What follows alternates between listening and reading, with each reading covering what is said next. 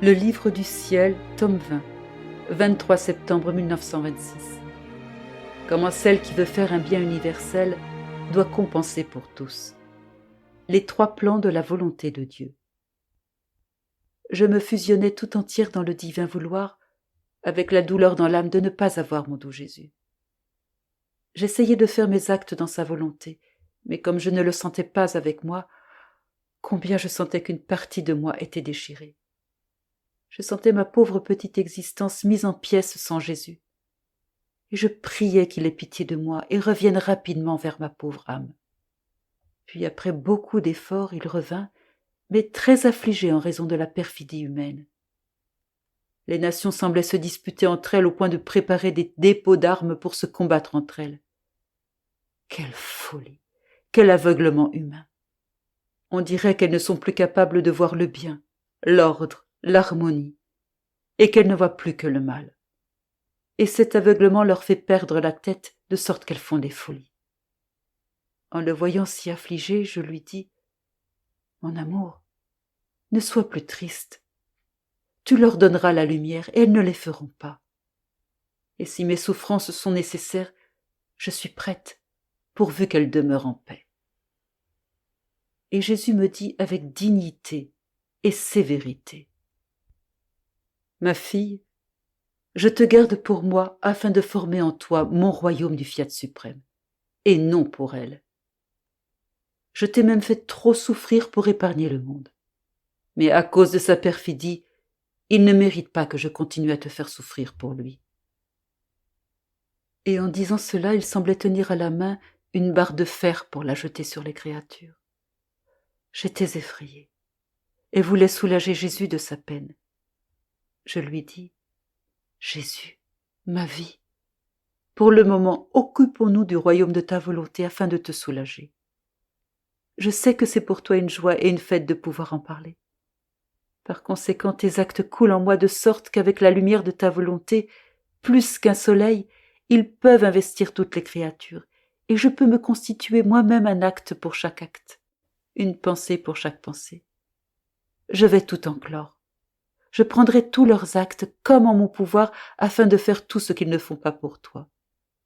Et de cette manière, tu trouveras tout en moi, et l'affliction quittera ton cœur. » Et Jésus, condescendant à mes prières, m'accompagna et me dit « Ma fille, quelle puissance contient ma volonté!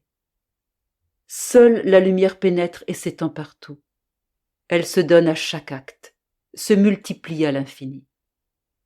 Mais tout en faisant tant de choses et en se multipliant, elle demeure toujours une, conservant tous ses actes sans en perdre un seul. Vois-tu, ma fille, la première action accomplie dans ma volonté au nom de tous et pour toutes les créatures l'a été par la Reine souveraine. Et elle a obtenu pour toutes les créatures le très grand bien tant attendu de faire descendre sur terre le Rédempteur. Celui qui agit pour toutes, au nom de toutes, et compense pour toutes, obtient un bien universel qui peut servir à toutes. La deuxième action accomplie dans ma suprême volonté l'a été par mon humanité. J'ai embrassé toutes les créatures et toutes choses comme si tout était un. J'ai satisfait pour toutes.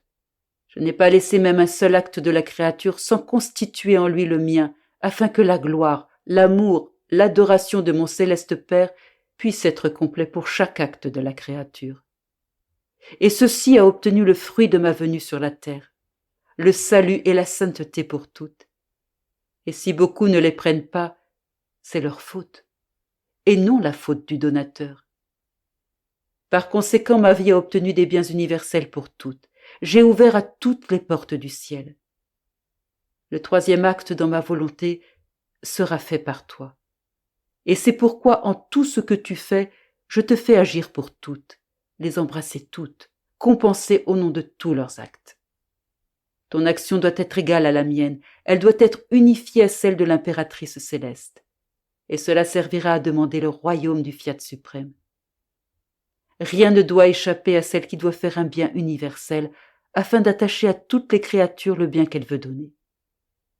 Afin de compenser pour toutes, les actes accomplis dans ma volonté forment des doubles chaînes, mais des chaînes de lumière qui sont les plus fortes, les plus longues et non sujettes à se briser. Personne ne peut être capable de briser une chaîne de lumière. C'est plus qu'un rayon de soleil que personne ne peut briser et encore moins barrer la route à la longueur et à la largeur que le rayon veut atteindre. Et ces chaînes de lumière engagent Dieu à donner les biens universels et la créature à les recevoir.